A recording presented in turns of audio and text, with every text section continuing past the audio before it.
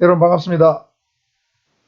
부산 경상대학교 경찰탐정학과 겸임교수 겸 경비지도사를 맡고 있는 이노겸입니다.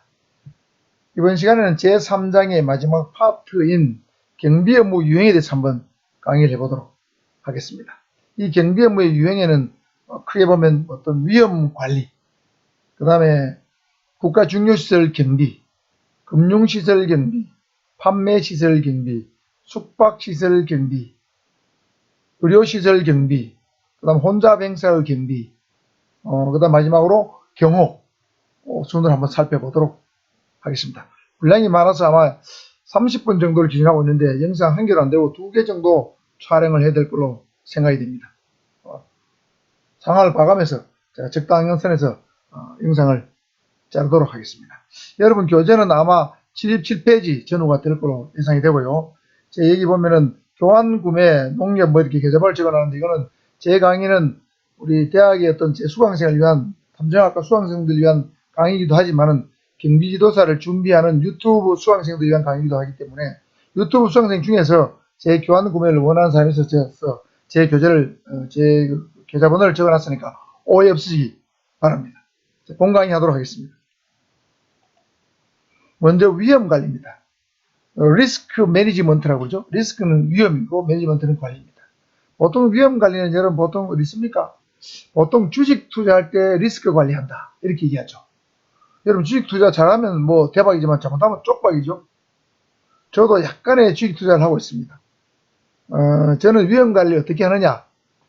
저는 위험 관리하는 방식이 주식 투자할 때 위험 관리 방식이 최고의 우량주를 사서 장기 보유한다는 전략을 갖고 있습니다.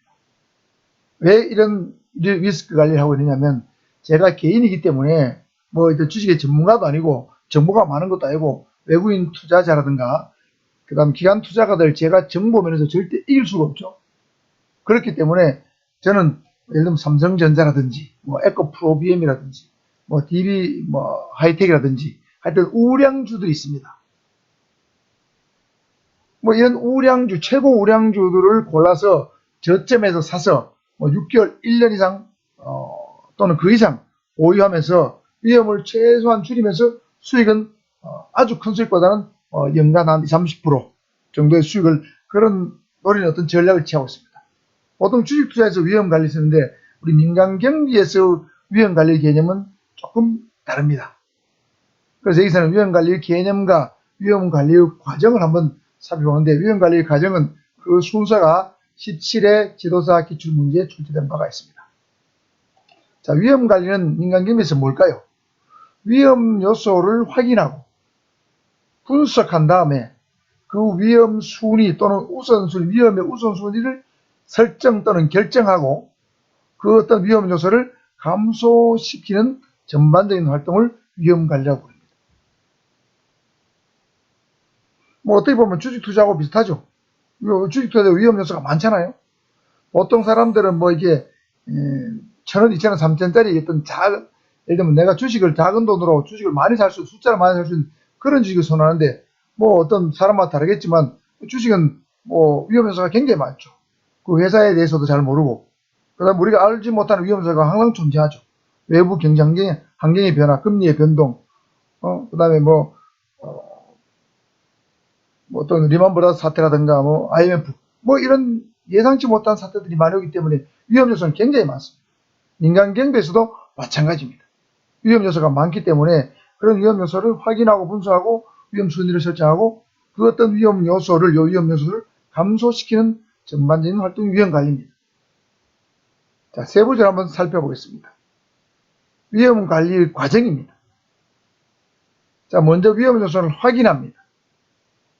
두 번째는 그 위험 요소가 구체적으로 어떠한 위험 요소가 있는지를 구체적으로 분석하는 거예요. 세 번째는 대상물의 가치의 정도에 따라서 위험한 순서 또는 우선 순서를 결정하는 거예요. 그 다음에는 순서가 결정되고 나면 각각의 대상물에 대한 어떤 위험 요소의 정도에 따라서 위험 요소를 감소시키는 어떤 조치를 해야 되겠죠. 그 다음 마지막으로는 바로 안전성, 대상물의 안전성이나 완성 여부에 대해서 정기적으로 감사하고 평가함으로써 마무리가 됩니다. 이 5가지 단계가 바로 위험관리 과정입니다. 자, 그래서 위험요소 확인은 뭐냐면, 여러분 그냥 딱 생각하실 때, 건물이 있다고 생각해 봅시다.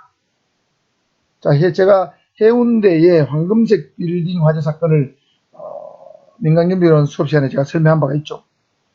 황금색 빌딩의 화재 사건이 발생했는데, 이 건물의 경우에 만일의 위험요소를 확인해 본다면, 위험요소가 크게 보면 4층의 피트층입니다.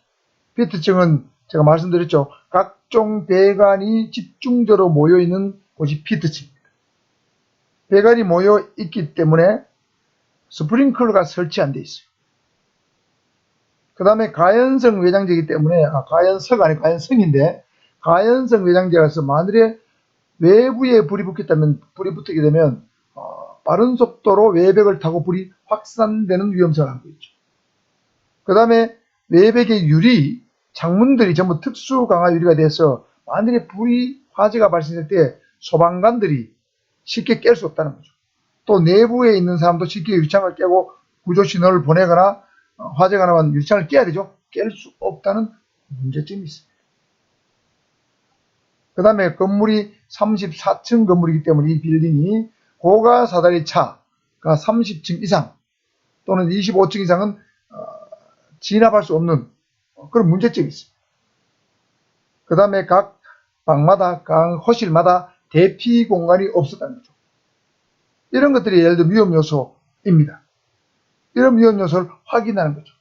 그 위험 요소 때문에 결국에는 거기 살고 있는 조직 구성원 또는 제3자가 여러 가지 신체적 상해를 입을 가능성이 있고 또 여러 가지 유무행의 자산이 경제적 손실을 또는 입게 될 가능성이 있죠. 그런 상해나 손상을 입게 될 가능성이 있는 요소가 무엇인가를 확인하는 게 바로 위험 요소 확인입니다. 이 해운대 황금색 빌딩 사건에서 이런 보라색 글씨가 위험 요소겠죠.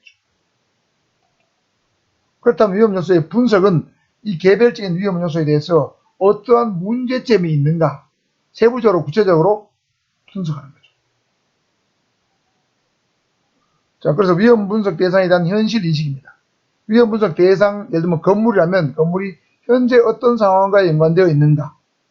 예를 들면 그 해운대 그 건물에는 굉장히 부자들이 살고 있다. 고가의 예를 들면 가재 도구들이 있다는 거죠. 그러니까 만약 거기 불이 났을 때는 여러 가지 심각한 문제가 발생할 수 있겠죠. 그래서 합리적이면서 신중한 분석이 이루어져야 됩니다. 그 다음 위험 발생 가능성의 분석과 확인입니다.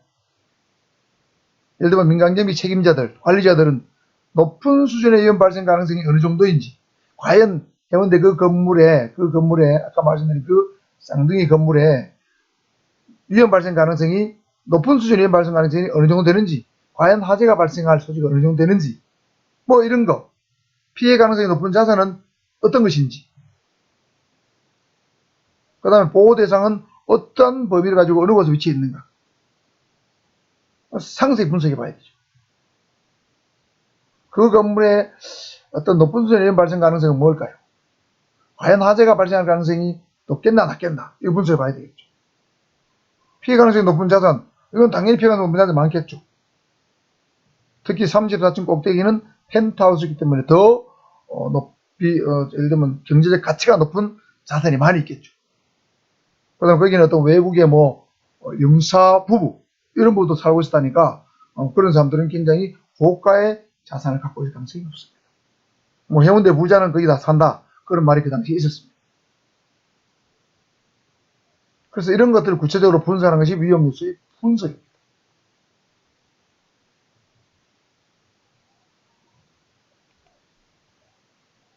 그 다음에 위험 순위의 설정이죠.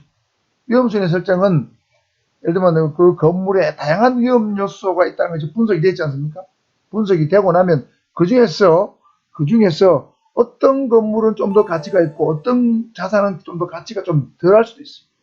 그렇기 때문에 이 자산의 가치 또는 보호 대상의 가치의 정도에 따라서 우선순위를 차별화해서 결정하는 거죠. 가장 우선순위가 높은 것은 가장 보호 가치가 높은 자산이겠죠. 그래서 모든 보호 대상을 동일한 비중을 두면 안 됩니다. 같은 비중을 두지 말고 보호 대상의 가치에 따라서 우선순위를 다르게 차별해야 된다는 거죠. 이게 위험순위 설정의 차별합니다.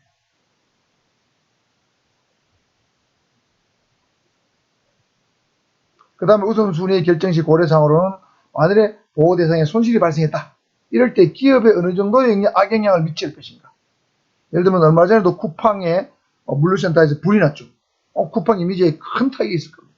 물류 배송에 엄청난 어떤 택배 물건이 탔죠. 고객에 심각한 어떤 신뢰 손상이 오겠죠. 쿠팡의 신뢰도에 굉장히 악영향을 미칠 것 같습니다. 쿠팡은 여러분 알다시피 퀵 배송, 로켓 배송으로 굉장히 유명한 곳이죠. 오늘 주문하면 내일 바로 옵니다. 새벽에도 옵니다. 근데 배송이 늦어진다. 쿠팡의 이미지에 악영향을 줄 겁니다. 그 다음에 위험 발생 빈도가 높은 것을 고려해서 우선을 결정해야 됩니다. 기업에 악영향을 주는 게 가장 중요한 것이고, 그 다음에 위험 발생 빈도가 높은 것. 자, 위험 발생 빈도는 예를 들면 어떤 대상에 화재가 가장 먼저 발생할 것인가, 피해가 먼저 발생할 것인가. 그 빈도죠, 빈도. 빈도가 높은 것을 고려해야 됩니다.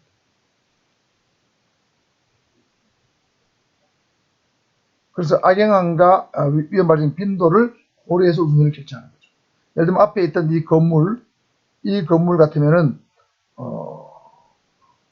기업의 악영향, 예를 들면 그 건물에 가치 악영향을 준다고 가정하면 아마도 위험성이 가장 높은 거 우선순위에서 가연성 외장재, 여기에 불이 붙는다면 이 건물 전체가 외관이 확 타오르니까 일반 볼 때는 불이 크게 났으니까 시민들이 볼 때는 굉장히 이미지가 안 좋겠죠. 그리고 건물 전체가 탈 가능성이 높아요. 그리고 위험성에서 보면은 우선순위에서는 가연성 외장재가 아마 1순위가 안 되겠느냐. 그 다음에 두 번째는 피해특징은 각종 배관이 모이는 곳인데, 여기에 만일에 어떤 화재가 발생하게 되면 전열기구를 쓰게 되면 여기 스프링클러가 없습니다. 그래서 화재가 나타나면 소방차가 오기 전에 끌 수가 없다는 거죠. 굉장히 위험한 것이죠. 그 다음 특수 강화 유리가 설치되어 있다. 이런 것들도 위험순위 설정할 때, 자, 이걸 어떻게 할 것인가 고민이 되겠죠.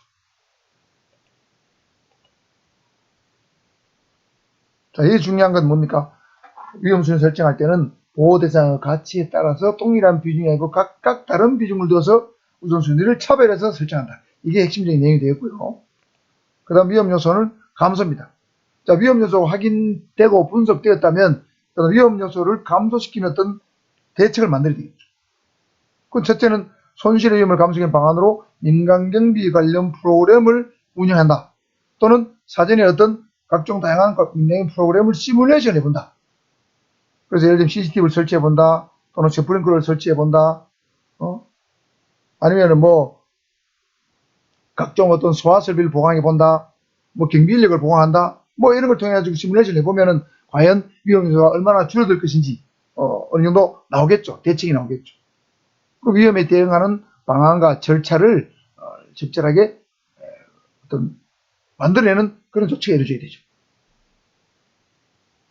그 다음에 민간경비부서하고 다른 부서 간의 상호협력체의 구축도 필요합니다. 민간경비 관리자들은 다른 부서 직원들하고 좋은 파트너십을 유지하는 게 중요합니다.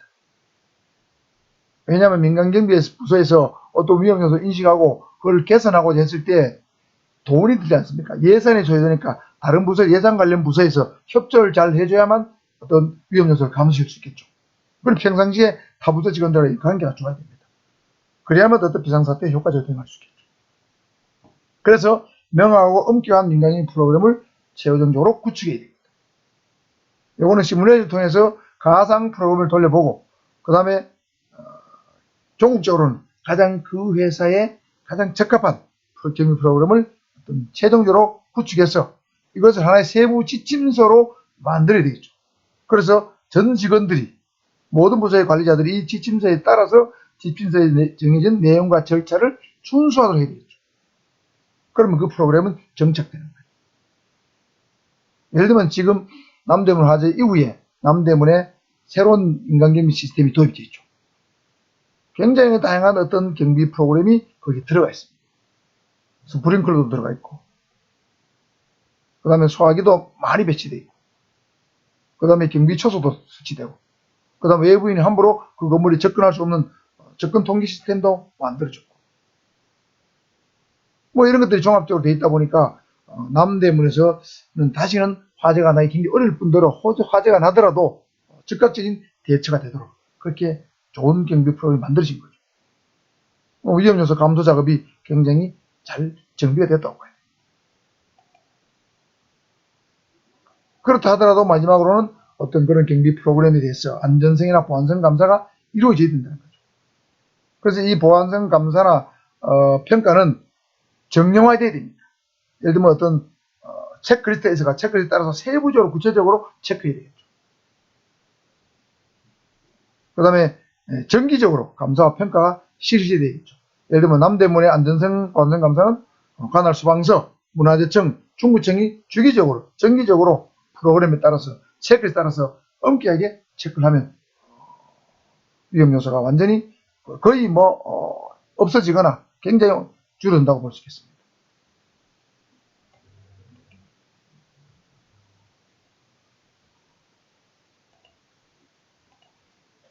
그리고 어떤 위험이 확인됐죠. 위험의 확인이 첫 번째 단계였잖아요. 위험이 확인됐을 때 대응 방법은 크게 보면 7가지가 있습니다. 이거 중요합니다. 지도자 시험에 가끔씩 나옵니다.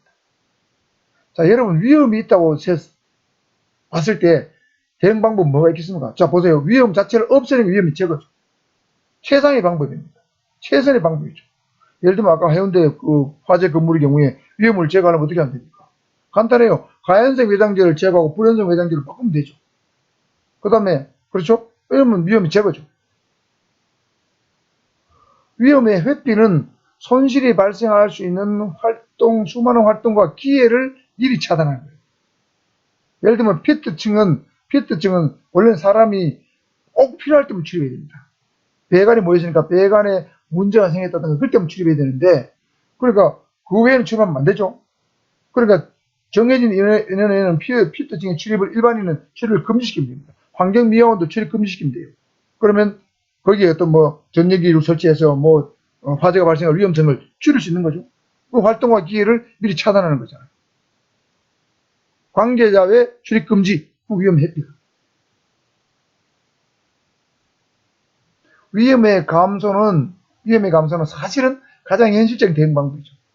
위험을 완전히 제거하는 거, 가연성 외장재 제거하는 데 돈이 얼마나 들겠습니까? 함부로 못하죠. 그렇잖아요. 그래서 위험의 감소가 사실은 가장 현실적인 방법이에요. 예를 들면 피트층에 스프링클러를 설치한다. 이건 가능하잖아요. 그럼 피트층에 불이 나도 스프링클러가 작동하니까. 그 다음에 각종 소화기를 비치한다. 위험의 감소죠. 그렇죠? 그 다음에 CCTV를 더 보강한다. 외부인이 출입한 걸 보고 경비원이 바로 가서 내보내거나 제지하면 되겠죠. 전열기 울리는 걸 봤다. 못하게 하면 되겠죠. CCTV를 설치한다. 이런 것들도 하나의 위험의 감소 방안이 되겠습니다. 그 다음에 위험의 분산은 위험성이 높은 자산을 한 곳에 모으지 않고 여러 곳에 나누는 거예요. 예를 들면 여러분 인사, 조사, 회계조사 있었죠? 예를 들면 인사부서하고 회계부서하고 둘 다 중요합니다. 인사서류, 회계서류 전부 다 중요하죠? 그 인사부서하고 회계부서를 같은 건물에 두는 것보다는 별도의 건물에 배치한다. 그러면 인사부서의 건물이 불이 나도 회계부서의 정보는 그대로 살아있잖아요. 반대의 경우는 마찬가지고. 그 위험의 분산이에요. 예를 들면 굉장히 중요성이 높은 어떤 부서가 몇 개 있다고 치면 총 10개 부서 중에서 중요성이 있는 부서가 3개다. 그럼 3개는 각각 다른 건물에 둔다. 별관에 둔다. 이런 것이 위험의 분산이죠. 또는 동일층에 안 둔다. 다른 층에 둔다. 1층에 둔다. 또는 꼭대기층에 둔다. 이렇게 분산시키는 방법이 있을 수 있겠죠. 이게 위험 분산이고, 위험의 대체는 보험 같은 겁니다. 위험을 제거하거나 감소시키는 게 아니고 위험을 그대로 두면서 위험이 발생하더라도 대체적으로 보험을 통해서 경제 보상을 받도록 하는 그런 방법, 그 위험의 대체입니다. 대체는 보험입니다. 여러분 자동차 운전해가면 사고날 위험이 존재하죠. 그 위험의 제거는 뭡니까? 자동차 안 사면 돼요. 자동차 없으면 위험이 제거되지. 운전 안 하면 되잖아요. 자동차를 안 사면 위험이 제거가 되고 자동차를 운전할 때 굉장히 조심해서 운전하면 위험이 회피가 되겠죠. 그런데 자동차를 운전하는 범위 내에서는 운전한다고 치면 위험이 항상 존재하기 때문에 위험의 대체 수단으로 보험을 가입하잖아요. 자동차 보험. 그렇죠?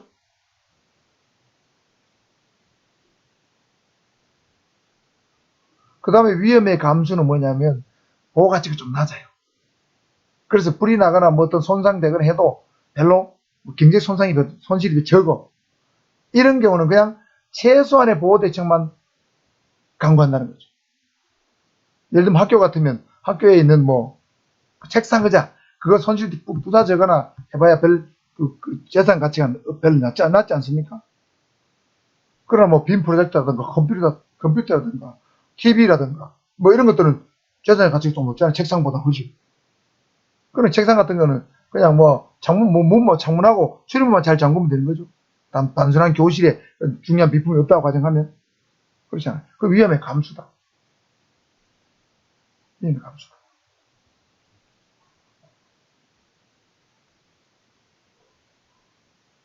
예를 들면 주식도 마찬가지예요. 뭐 한 주에 2,000원 간다. 내가 10주 갖고 있다. 다 날려도 2만 원이잖아요. 그런 거는 뭐 주가가 오르든 내리든 신경 안 쓰고 가만 내버려 둘 수 있어요. 그럼 위험의 감수야. 그렇죠? 위험의 분산은 뭘까요? 주식을 우량주를 삼성전자 하나 사는 게 우량주를 한 10종목을 나눠 분산해서 산다. 1,000만 원 가지고 100만 원씩 나눠 분산해서 구매하면 어떤 상품, 어떤 주식은 오르고 어떤 주식은 내리더라도 위험이 분산되기 때문에 리스크를 줄 수 있죠. 똑같은 원리입니다. 그 위험의 분산이죠. 우량주를 분산 구매한다. 뭐 그런 건 원리입니다. 그 다음 마지막으로 접근 방법의 통합은 위험의 제거나 회피나 감소나 분산, 대체, 감소인데 이 모든 것들이 나름대로의 문제점을 다 안고 있어요. 한계를 안고 있습니다. 그렇죠? 과연수 영양제를 통째로 제거할 수도 없고 피트증에 전면 출입을 금지시킬 수도 없고 피트증에 스프링클러를 설치한다 해가 위험이 완전히 없어지는 건 아니죠. 그러니까 보험을 든다 해가지고 예를 들면 회계소리랑 뭉텅 없었다. 보험으로 회계소리는 보상해 주잖아요. 그렇죠. 기금속은 보상해 주더라도. 그러면 그거는 완전한 보호선이라고 볼 수는 없어요.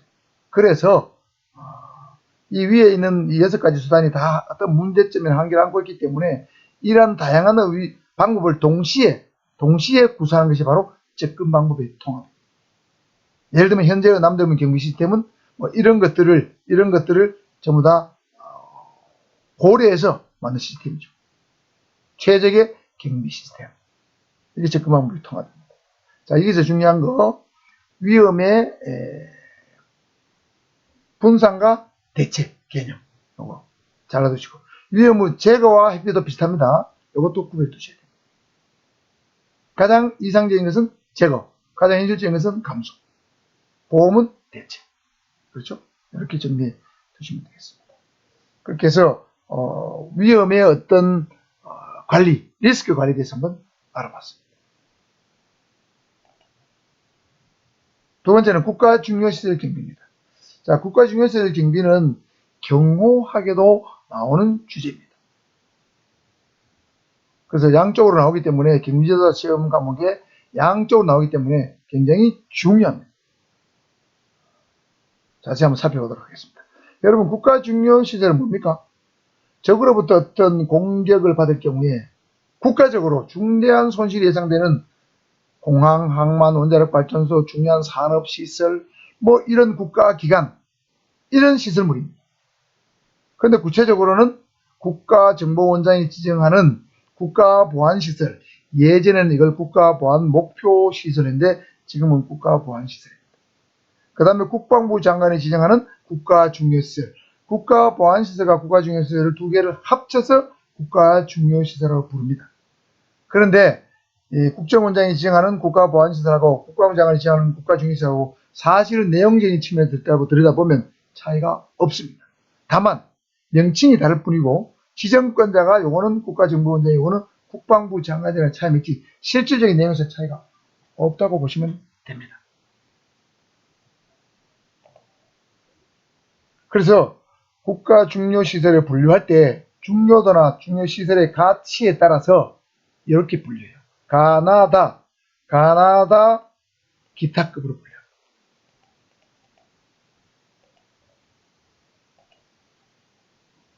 그래서 이 국가중요시설의 세부적인 내용은 국가중요시설 지정 및 방호 훈령에 나옵니다.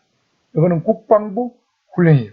국방부 장관이 만든 국방부 훈령의 세부적인 내용이 나오는데 이 기준에 따라서 한번 살펴보면 각 급은 가장 중요한 국가중요시설입니다. 여러분 딱 생각해 청와대 각 급이에요. 국회의사당 각 급입니다. 국회의사당은 국회 여러분 국회의원들이 뭐 본회의를 한다고 모여서 회의를 의결하는 거 보시죠. 법안을 통과시키거나 할 때 그 의사당입니다. 국회의원 회관은 아니에요. 국회의원 회관은 국회의원들 사무실입니다. 국회의사당 옆에 있습니다. 그 다음에 대법원 청사, 정부중앙청사,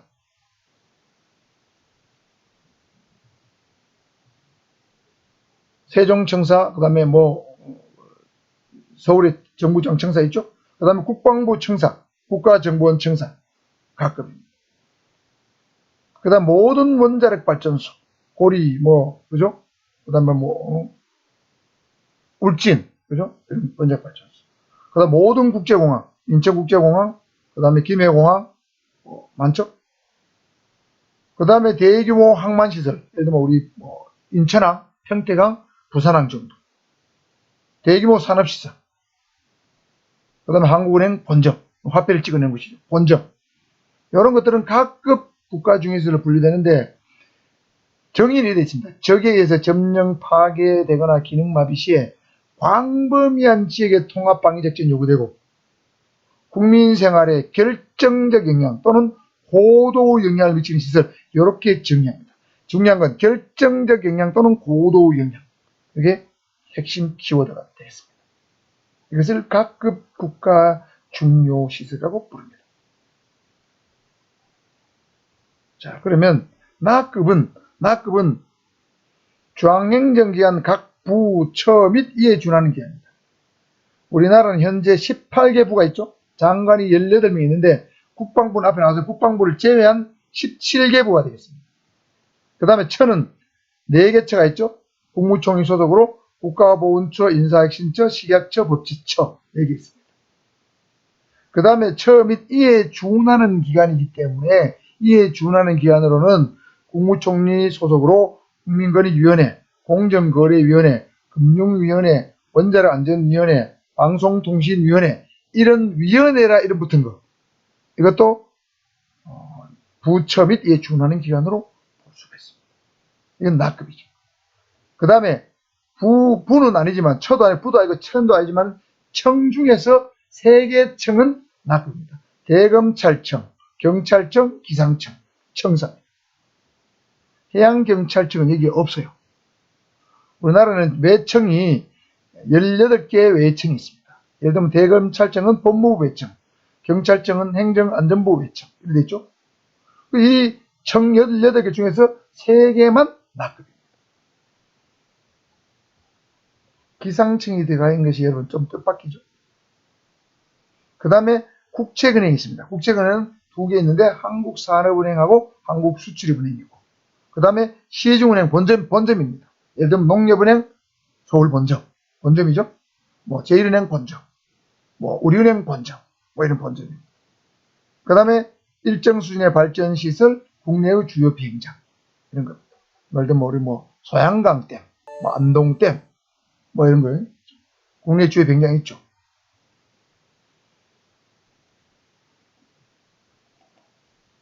그래서 나급은 적에 의해서 점령 파괴되거나 기능마비 시에 일부 지역의 통합방위작전이 요구되고 국민생활에 중대한 영향, 이렇게 써놨어요.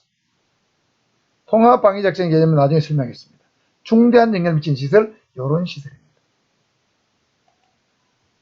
다급은 그냥 중앙행정기관의 청사에 일어났어요.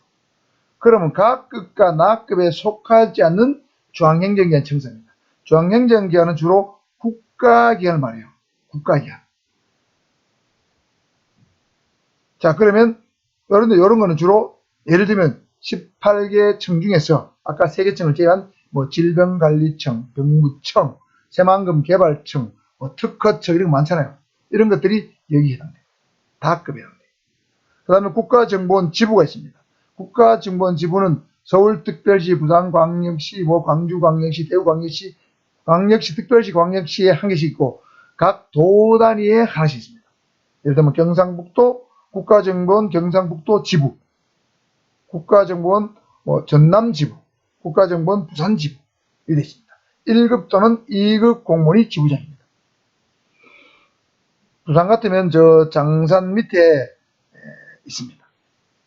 한국은행 각 지역본부, 이것도 시도 단위에 하나씩 있습니다. 부산 같으면 범일동에 한국은행 부산 지역본부가 있죠. 그 다음에 다수 정부기관 입주한 남북 출입관리시설, 기타 중요 국공립기관인데 여기 까맣게 진한 글씨 된 거 중앙행정청사, 지부, 지역본부, 남북 출입관리시설 다급인데 다급은 어떻게 정리하고 있느냐면은 제한된 지역의 통합방위 적정이 요구되고 국민생활에 상당한 또는 중요하다고 인정되는 요래 적어놨어요. 사실 우리말로는 구분이 잘 안 돼요. 여기는 상당한, 중요하다 인정되는. 자, 나아까 뭐로 적겠어요? 중대한. 여러분 상당한, 중대한 구분이 되나요? 이건 또 결정적 또는 고도, 말장난하는 것 같잖아요. 이렇게 정리할 수밖에 없고 세부적인 내용은 시설은 이렇게 정리를 해놓고 있습니다. 구분해 놓고 있습니다. 그러니까 각급은 매우 엄청나게 중요한 시설, 나급은 매우 중대한 시설, 이거는 상당히 중요한 시설 다급. 자, 그 다음 기타급은 볼까요? 중앙부처의 장, 예를 들면 장관 또는 청장, 처장 이런 사람들 또는 시도지사가 필요하다고 지정한 행정시설, 산업시설입니다. 그러니까 중앙부처의 장이나 시도지사가 지정하니까 시군구청장은 국가중요시설 기타급을 지정할 권한이 없습니다. 이거 주의하셔야 됩니다. 그래서 국가중요시설은 가나다 기타급으로 분류한다. 알아두시고요. 자, 그 다음에 국가중요시설의 경비 지휘 및 지도감독입니다. 국가중요시설 경비 관련 법적 근거입니다. 국가중요시설은 경비를 할 때 어떤 법적 근거에서 하느냐? 큰 틀에서 보면 통합방위법, 통합방위법 시행령, 그 다음에 통합방위 지침에 근거해서 합니다. 자, 그래서 이 통합방위법은 적의 침투, 도발 또는 위협이 있을 때 국가 총력전의 개념에 입각해서 국가 방위 요소를 통합 운영하기 위한 통합 방위 대책을 수립하는 데 필요한 사항을 규정할 목적으로 1997년도에 통합방위법이 만들어졌습니다. 이 통합방위법이 만들어지기 전에는 나이 드신 분들 다 아는데 대통령령 28호에 근거해서 했습니다. 대통령령 28호는 주로 간첩이 침투했을 때 각종 대간첩 작전을 하면서 국가 중요시설을 방위할 수 있는 근거 규정인데 지금은 대통령령 28호는 없어지고 통합방위법 시행령을 근거해서 국가 중요시설 방위를 합니다. 자, 여기서 국가 방위 요소 또는 통합 방위 대책은 뭐냐면, 자, 보세요. 통합 방위 개념 볼까요? 적의 침투 도발이나 그 위협에 대응하기 위하여 각종 국가 방위 요소를 통합하고 지체계를 일원하여 국가를 방위합니다. 쉽게 말하면 비상사태 시에 적이 침투했을 때 국가를 방위하기 위해서 뭔가 국가 방위 요소를 통합해서 지휘하는 거죠. 그럼 여기서 국가 방위 요소가 뭔지 알면 되겠죠. 자, 국가 방위 요소는 통합방위법 2조에 이렇게 적어놨어요. 6개의 국가 방위 요소가 있습니다. 자, 적이 침투하면 제일 중요한 게 국군이죠. 육해공군, 해병대까지. 그 다음에 경찰이죠. 경찰청, 해양경찰청 및 자치경찰기구. 예를 들면 제주자치경찰단이 있죠. 제주자치경찰단. 물론 내륙에도 자치경찰이 있지만 사실은 의미가 없는 것이 내륙에 있는 자치경찰은 국가경찰, 경찰청 소속 국가공무원이 자치경찰 업무를 겸하고 있기 때문에 별 의미가 없습니다. 그 다음에 국가기관 및 지방자치단체, 예를 들면 시도, 특별시, 광역시도, 시군, 구청, 시군구, 구청, 그죠? 시군구까지. 그 다음에 예비군, 여러분 중에 예비군 많죠? 그 다음에 민방위대, 그 다음에 통합방위협의회를 두는 직장 여러 적어놨어요. 자, 통합방위협의회를 두는 직장은 중대급 이상의 예비군이 편성된 직장에 중대장이 있는 예비군 중대장이 있는 데가 있죠. 그런 데는 국가방위요소입니다. 그 다음에 국가 중요 시설인 직장, 예를 들면 김해공항, 뭐 인천공항, 그 다음에 뭐 부산 항만, 원자력 발전소, 국가 중요 시설 이런 데는 즉 통합방위 협의를 두게 돼 있어요. 그러니까 전쟁이 발생하거나 간첩이 침투하거나 저게 도발이 있을 때 뭐 국군이라든가 예비군, 경찰 뭐 이런 국가 방위해설을 전부 다 모아서 통합해서 누군가 한 사람이 지휘를 해서 국가를 방위하는 것이 바로 통합방위입니다. 그래서 법 이름도 통합방위법이죠.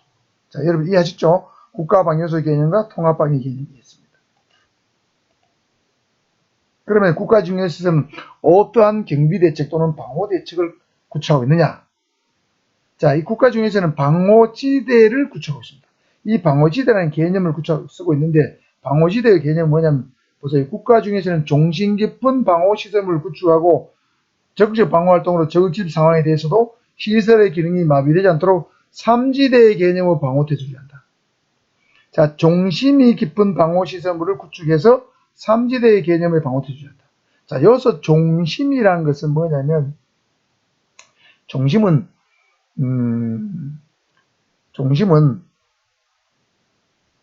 예를 들면 전쟁이 났다고 치면 제일 먼저 맞닥뜨리는 부대가 있겠죠.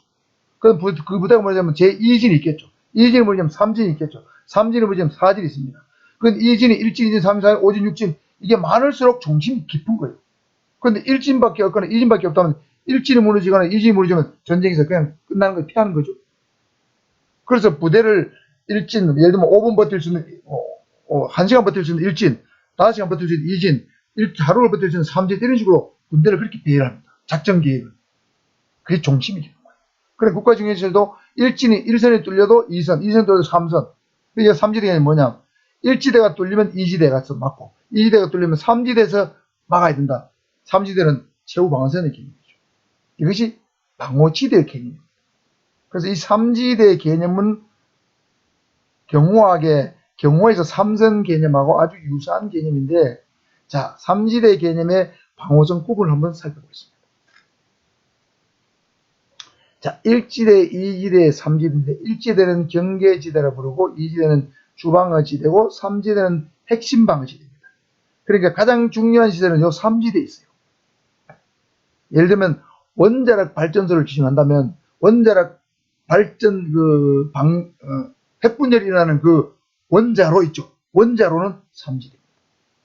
그 다음 원자로 주변에 있는 발전하는 시설, 이거는 2지대라고 볼 수 있습니다. 그 다음에 원자력 발전소 외곽 울타리 밖에 일정한 초소가 있는데, 뭐 얘가 약간 야산 같은데, 이런 데는 1지대. 그 야산이 1지대, 그 다음에 울타리를 이은 선이 2지대, 그 다음 3지대는 중요 핵심 시설, 최후 방어선입니다. 이것이 바로 3지대 개념. 그래서 1지대를 살펴보면, 시설 울타리 밖입니다. 울타리 밖에 있는 어떤 예상 접근로가 있겠죠? 접근로상의 목지점과 감제고지를 장악하는 선입니다. 그래서 이 목이란 것은 뭐냐면, 여러분 토끼를 잡을 때 토끼가 잘 다니는 목에 덫을 넣죠. 침투하기 용이한 목이 있습니다. 침투 예상 목이 있겠죠. 고기를 지키는 거예요. 그 다음에 감제고지는 뭐냐면, 원자력 발전소 같으면, 기장애가 원자력 발전소인데 제가 가봤는데, 원자력 발전소 외곽에 약간 야산에 올라가면 원자력 발전소가 한눈에 보이는 곳이 있어요. 그런 곳이 바로 감제고지입니다.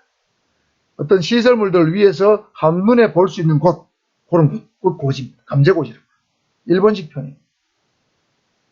그러니까 목지점과 감제고지를 이제 중심으로 어떤 병력을 배치하는, 경계하는 선, 이것이 바로 1지대입니다. 그래서 여기에는 병력을 배치하고 장애물도 설치하고 그 다음에 주로 매복을 하죠. 2지대는 시설의 울타리를 이은 선입니다. 울타리를 쭉 따라가면, 또는 담장이 있으면 담장을 이은 선입니다. 그래서 이거는 소총의 유효사거리 정도의 개념인데, 소총 유효사거리는 보통 한 500에서 600m 줄게죠. 그래서 이 시설 울타리 안쪽 선입니다. 안쪽은 방호시설물 또는 CCTV들을 집중적으로 설치합니다. 그래서 이 방호시설물은 뭐냐면, 예를 들면 폭탄을 싣는 트럭이 침투해서 공격을 했을 때, 자살 공격을 했을 때, 이 담벼락에 부딪혀서 그 담벼락을 뚫고 들어오지 못하도록 담벼락을 경고한 담벼락을 합니다. 방호 시스템 설치해야 됩니다.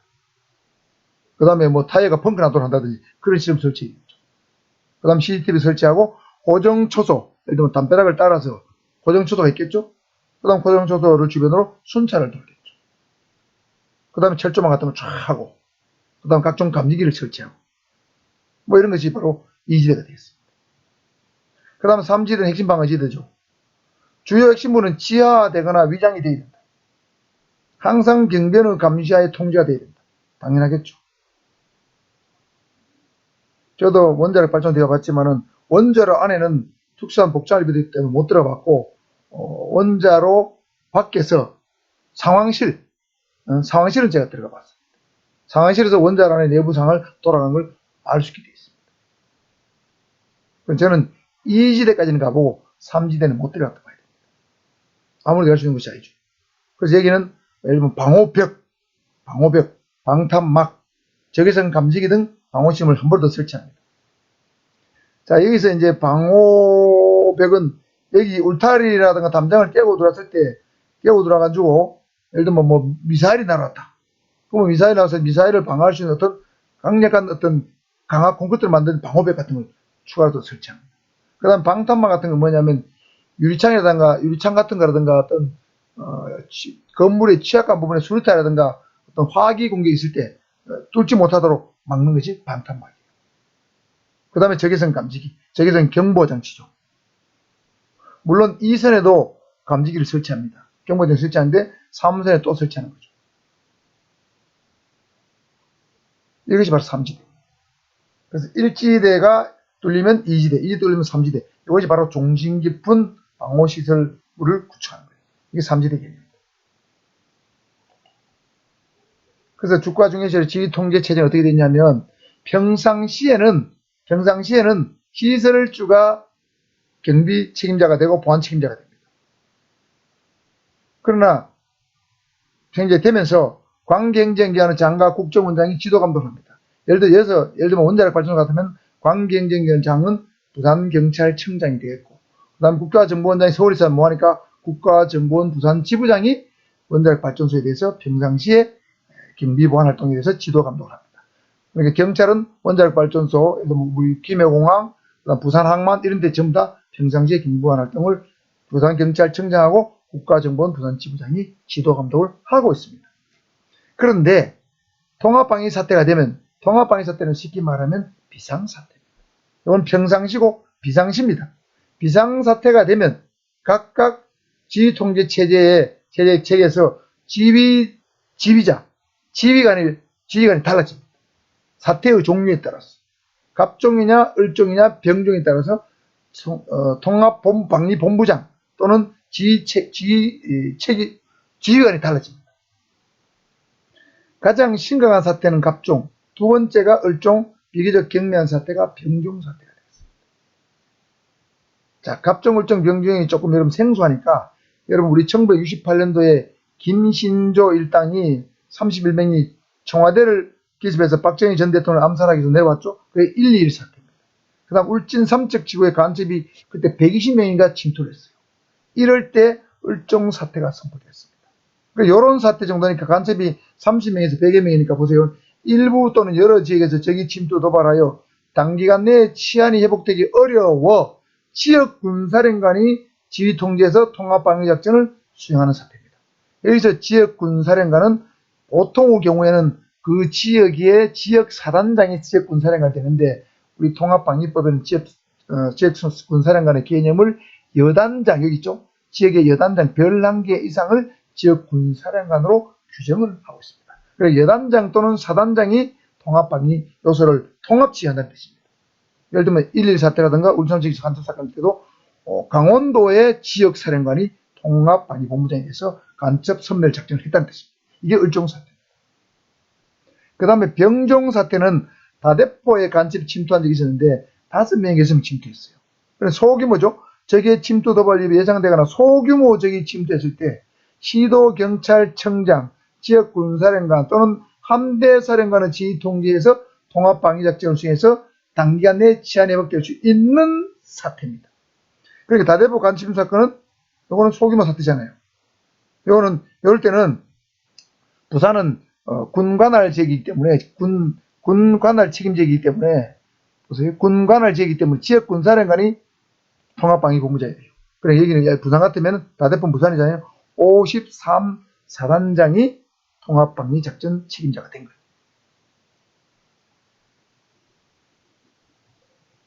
자, 그런데 만일에 그 뭐 함대사령관은 뭐냐? 부산 앞바다에 예를 들면 소규모 한 뭐 10명 미만의 간첩이 침투했다. 배로 침투했다. 그러면 부산 앞바다는 3함대 사령관이 부산 앞바다의 간첩 수멸 작전을 지휘하는 거고, 바다에서는 함대사령관, 내륙에서는 지역군사령관. 그 다음에 시도경찰청장이 지휘할 경우는 어떤 경우냐면 경찰 단독 관할, 경찰 관할국이 있어요. 경찰 단독 작전 관할국인데 울릉도, 독도, 제주도만 경찰 단독 관할. 예를 들면 울릉도나 독도의 제주도에 소규모 간첩이 침투하면 울릉도, 독도는 경상북도죠. 경북경찰청장이 통합방위본부장이 되고, 제주도에 소규모 간첩이 침투하게 되면 제주경찰청장이 통합방위본부장이 돼서 국가방위요소를 통합 지휘한다는 뜻입니다. 아시겠죠?